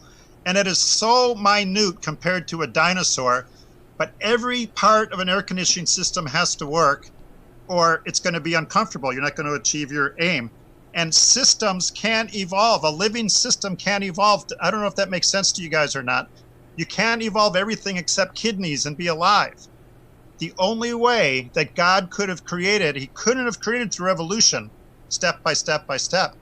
Instant male, instant female. 60,000 miles of blood vessels, the right heart at the right pressure, at the right flow rate. God is the greatest engineer, designer, and artist of all time, and the only way he could have made a living being is instantly, not a step-by-step mechanism. And if God couldn't create through evolution, nature with an IQ of 0 sure couldn't. Gotcha. You just Google animals that don't have kidneys. You don't actually need them. There are animals without them. We're talking about people. You need them. You need 2. Next. Actually, you don't. You need 1.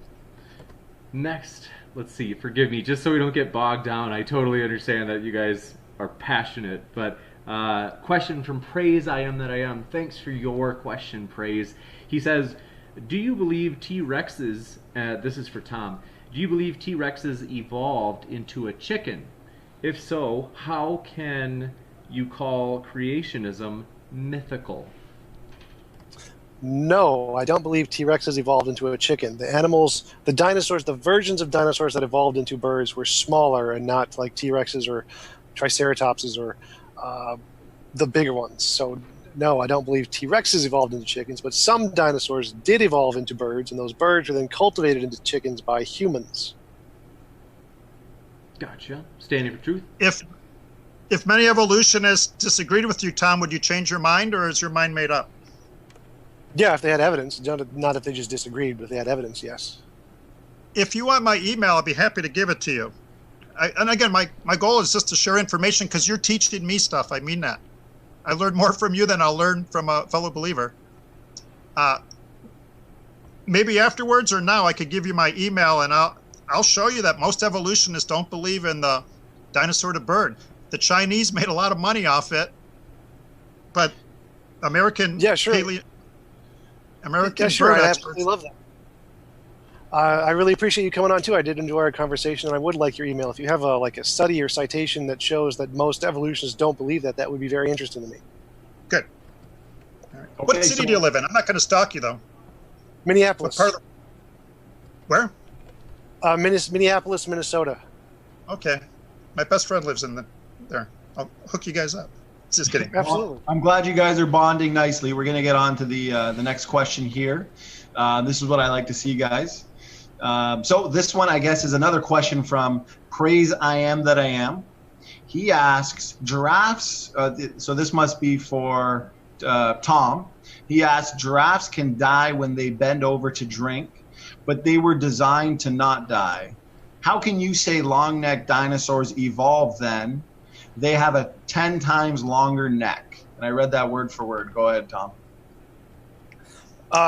Yes, giraffes can die if they put their head down for too long because the blood goes to the brain and they can't get it out because of the fourth recurrent laryngeal nerve, which goes all the way up and down their head, which is a bad design, which causes the blood to get caught in their head and to kill them, which the dinosaurs didn't have that problem necessarily.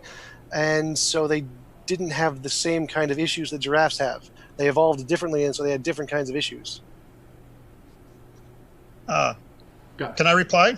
I think just yes, of course. Go ahead, Bill. We'll give you a really quick response, just because we've had a good amount of questions yet, and we're a little bit close to being over time if we have too many cross responses. But go ahead, Bill, if it's a quick one. I'll be real fast. Blood needs to get to the brain. Dinosaurs were tall. They needed a huge heart. When they bent over, the pressure, the head pressure, not to get engineering on you, would be enormously high, would give them a stroke. I might mispronounce it, so bear with me. They have what's called a meta rearabile, something like that, which kills the pressure when they bend over so they don't blow their brains out. It's not a nerve problem, it's a circulatory problem. And the dinosaurs would have had to have the same mechanism to reduce the blood pressure to their brain when they drank water. Design. Gotcha. Thanks so much. And next up, Landon Freeman. We appreciate your question, Landon. He says, for Tom, humans lived with a variety of extinct dangerous animals like the Apiornis maximus bird. Forgive me if I mispronounce it. He says, if humans lived with these animals, why couldn't they have lived with dinosaurs? Well, yeah, like I said earlier, it's physically possible that they could have lived with dinosaurs. Like that's not an issue I brought up. That wasn't one of my points. That was something that one of the points Bill brought up. Gotcha. I didn't pick the title of the debate though. Yes. Oh, right, no right. problem. But I never made the arguments that because dinosaurs are dangerous, that dinosaurs would have just eaten all the humans. That was never an argument I made. Right. Gotcha. Thanks so much. Okay, so next question is from Piggle Pig Swill Bucket. Question is for Bill. The feathered tyrannosaur Dilong, I think I said that right, was discovered after being predicted years before.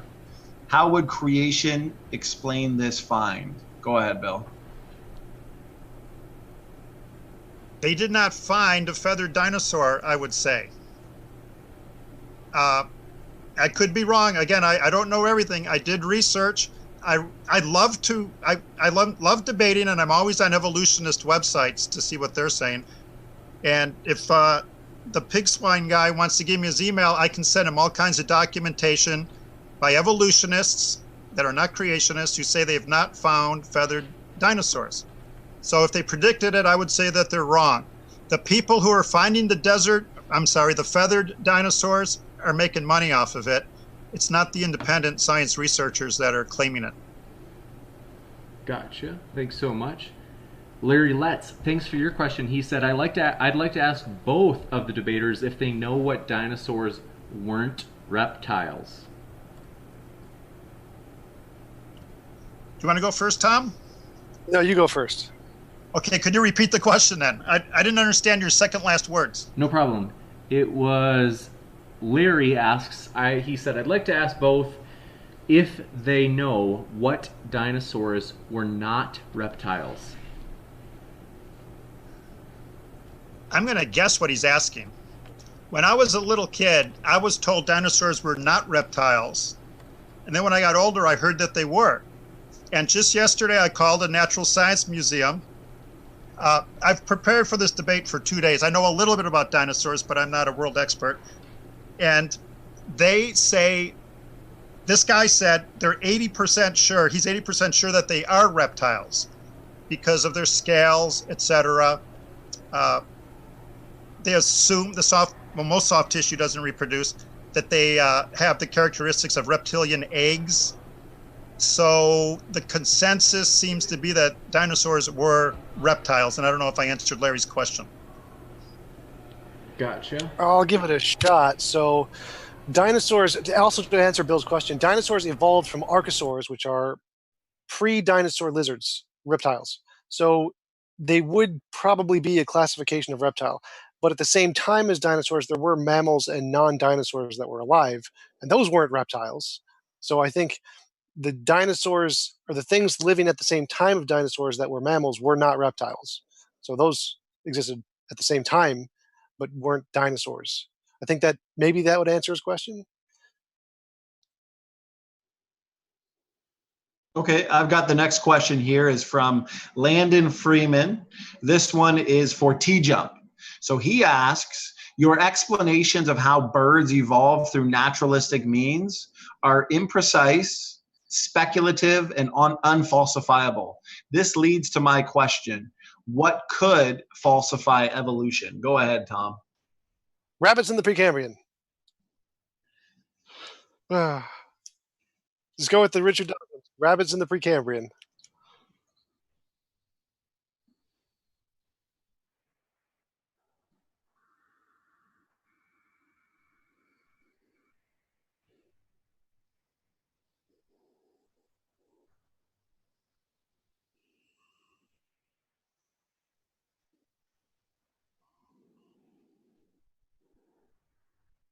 What is an ATC?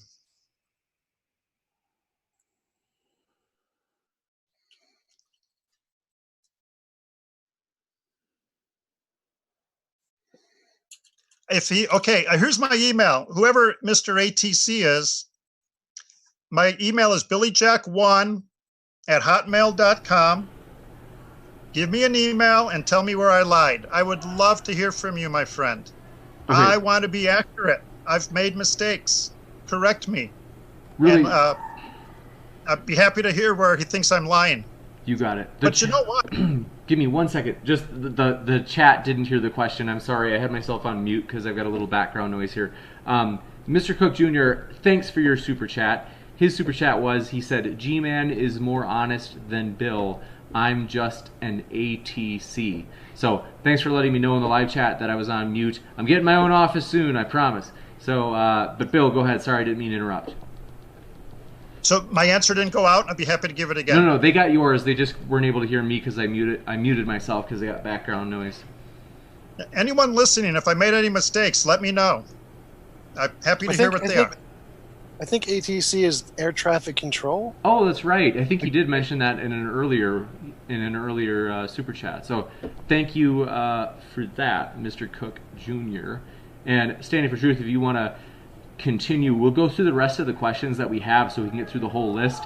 The only thing is, just to kind of move quicker, we'll do the first question from Justin James Howman, and then right after that we'll jump to Iron Charioteer and so on.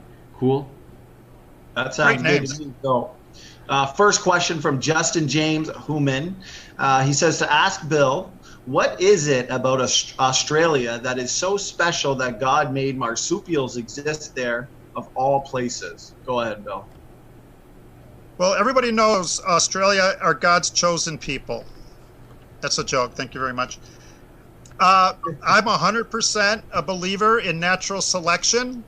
Natural selection is an elimination process. If you took a flamingo to Alaska, it's going to freeze to death. That's natural selection.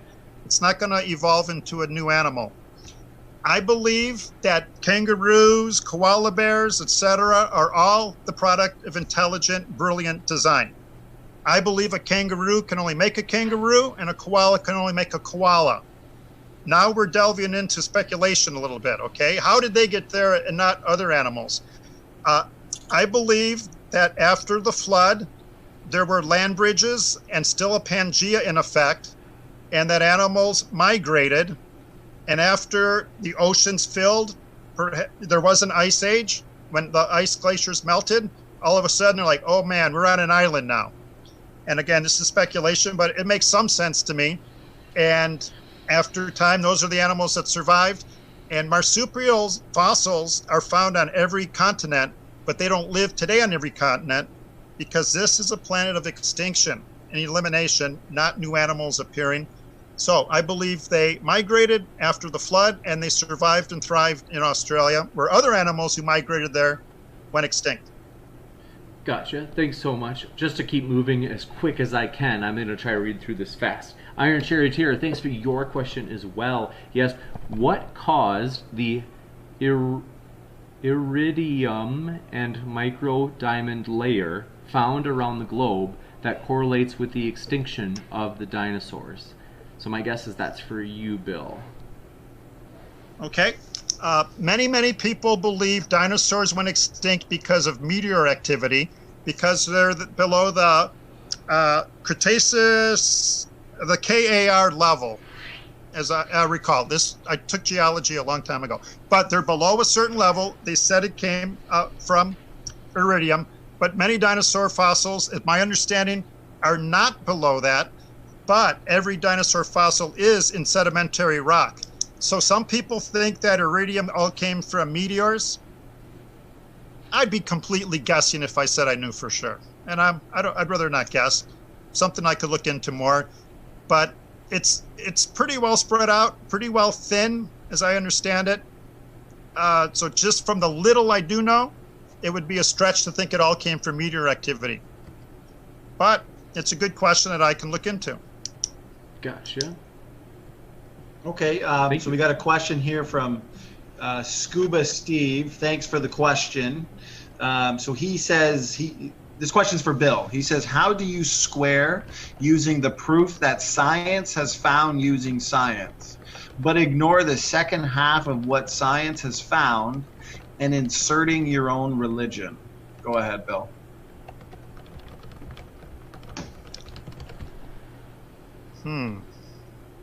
Inserting my own religion. Well, I'll start with a big answer, I guess. No matter what you believe, if people agree with Tom or me, we both believe something amazing has happened in the past. Okay? My amazing thing is that there is an intelligence and power with an IQ of infinity that could design every single hair on my pit bull. Every hair on a dog needs DNA programming to tell it's the location, the color, the length, the thickness, the direction.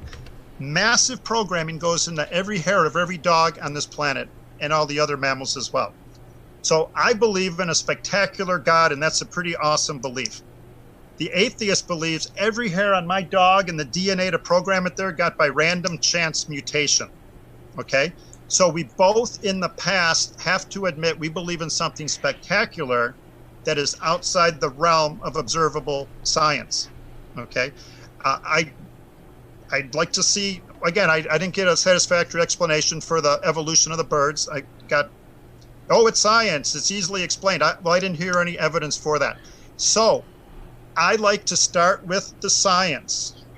There's a design. My dog can only make a dog. My dog can only come from a dog. That's called genetics and biochemistry. Mitochondrial DNA. Everybody listening to the show, I hope you Google mitochondrial DNA. Science has confirmed that all humans have the same female ancestor, and they call her mitochondrial Eve. That's science, okay? We all have the same female ancestor.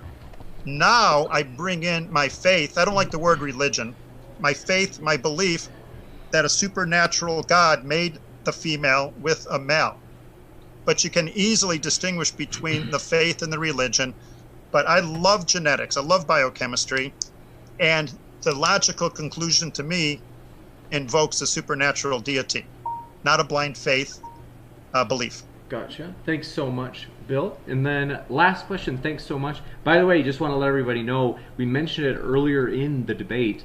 A couple of things, actually. One is I have been delayed today. I usually have a little cheap old laptop that I use that is in the shop. And so it's been a little bit hard for me to keep up with the live chat. But I think we did get all the questions. And thanks for your patience with the technical difficulties tonight. Also, I'm stoked. We'll have the laptop fixed for this Friday's debate featuring RN Raw. That will be epic with Dr. Trent Doherty. Also, want to mention really quick, the debaters' links will be in the description. That was also a little bit harder because I didn't have that old spare laptop today. And last but not least, that was it. Their links will be in the description. That's Bill's, Tom's, and Even Standing for Truth, as we appreciate. He was the one that actually set this up and introduced us to Bill. We're very pleased to meet you, Bill. And last question. So, Pig Swill Bucket, thanks for your question. He said, why are there no crabs in the Precambrian layers? To Bill. Precambrian layers, not Cambrian.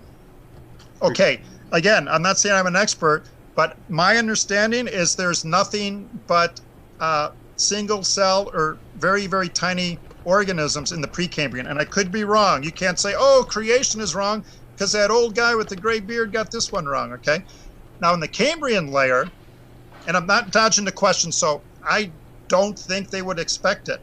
The Cambrian layer has 100 phylum. Phylum is a body structure, a means of classifying organisms. Okay, so according to the evolutionists, the most ancient layer, it's 50 phylum in the earliest fossils. Today, there's only 20 phylum. That's my understanding. So, does that show evolution or extinction that we have fewer phylum today than in the supposed ancient fossils? I think an open-minded atheist would look at that and say, that is a planet of extinction, not evolution, that we have fewer phylum today. And if I'm wrong with the 50 and 20, please forgive me, but that's what my understanding is. But we have fewer today, much fewer than in the Precambrian, or the Cambrian layer. Okay. I think their question was, why are there no, and maybe they had a typo or an autocorrect, but they said, why are there no crabs in the Precambrian layers? Well, my best answer was my understanding in the Precambrian, there are extremely few fossils. I read an article on it maybe 7 years ago that there were single cell organisms in the Precambrian. But in the Cambrian, they call it the Cambrian explosion. You've all heard of that? Mm-hmm. I think the number is 50 different phylum show up instantly, which is a nightmare for the evolutionist. How do you go from 0 to 50 like that? It should be a slow gradual. And we go from 50 to 20 today, which teaches of an instant creation, a flood, and a planet of extinction and death. Gotcha. Thanks so much. We have to wrap it up just because we're about 30 minutes over. And it has been a lot of great questions, though, that we got to ask. So I appreciate everybody sending in your questions. It's been a blast. We are thrilled about the future, as someone was so kind to congratulate on the 5,000 subscribers. We are so excited, and we have a vision. We are going to, as best as we can, host fair debates. We hope that people can passionately disagree, and at the end of it, say, hey, you know what? We can be friends. Don't worry about it.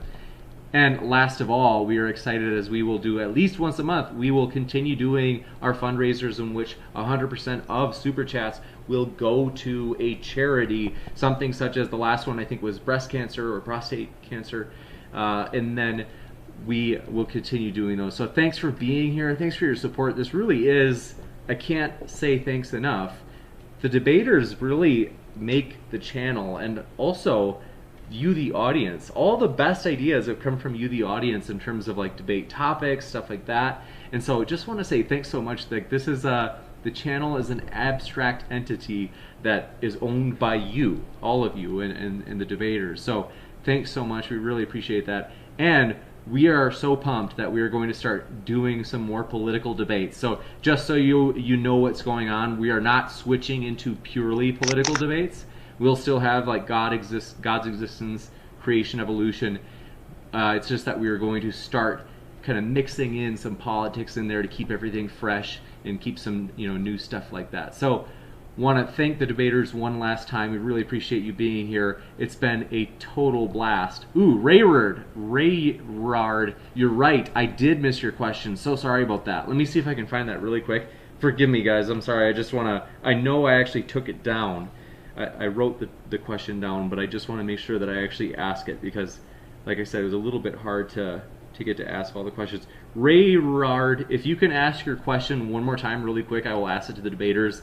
We'll make an exception for this because I missed it and I'm really sorry about that. But want to mention as well, anything from the debaters, we just appreciate you being here. Thanks for spending your time with us. Yeah, thanks for having me on. I really appreciate it. And thanks for Bill for coming on. It was an interesting discussion, and I'd like to see his reference where he says that most evolutionists don't believe in dinosaurs or birds were dinosaurs. That's an interesting claim I'd definitely like to hear. Good. I'll email you if you give me your email. You can do it offline. Sure. Right. Here, my dog was sister. Come here, princess. Yeah, I'd be more than happy to. Just Google Alan Fiducia, Feduccia, North Carolina State. He's perhaps the top bird evolution guy. You bet. And then he hates creation. You bet. And then standing for truth, any last words? Thanks for setting this, helping us set this up by introducing us to Bill. Also, I will be on vacation. I'm really excited. I'm going to, it's kind of vacation, kind of speaking, in Malaysia, which is going to be a blast. My hope is that either Standing for Truth or maybe even Tom, I don't know, Tom, you could put your link in the description and I could say thanks and we could try to promote your channel. Your debate channel, because Tom, really, if you haven't seen Tom's channel, it's pretty much nothing but debates. And so we might have some guest moderators that will jump in for me while I'm gone for that. I think it's like 10 days. So just want to let people know so that way people know what's going on. I kind of want to keep consistent with everybody's, what's the word? Expectations. So with that, Rayrard, so sorry I missed your question. I shot you a question. I just asked, can you ask it again really quick? Because I'm looking for it. So, well, I googled what Bill asked, and so what I found was the present scientific consensus is that birds are a group of theropod dinosaurs that originated during the Mesozoic era. So the consensus right now is that birds are dinosaurs. Wikipedia? Yep. And when it's referenced, it's got academic reference. Okay. Well, be careful. I'll be happy to send you. They got the little numbers with the published papers to them next to them to verify this, which is pretty good. So Wikipedia is pretty reliable on that. Oh, I love it. I go 100 times a day. But I'll be happy to mail you with the curator of the museum, Alan Fiducia, etc. Yeah, I'll actually send him an email. I'm going to ask him the question. I'll say, what is the consensus among most scientists? And I'm sure he will answer it very, very willingly. Copy me. Be happy to. Hey, thanks so much. We're all learning process. I appreciate your guys' diplomacy, and with that, we will say goodbye. Standing for Truth, any last words before we cut out? No, thanks so much for having me on to co-moderate. Tom, Bill, great debate. I really enjoyed it. So, yeah, I got nothing else to say. Just thanks so much. It was fun. Awesome. So, thanks so much. I appreciate it. I appreciate everybody's encouragement. It was a blast. I'm so glad to be here. It was a week without it was honestly, it was like I felt like something, a part of me was missing. So glad to be back. It's been a blast, and we'll be back Friday, Saturday, Sunday. We're thinking about going to a schedule of Friday, Saturday nights, and then maybe Sunday afternoons. And I think we're going to go with that like pretty consistently. So with that, thanks for coming by. Keep sifting out the reasonable from the unreasonable, everybody. Take care.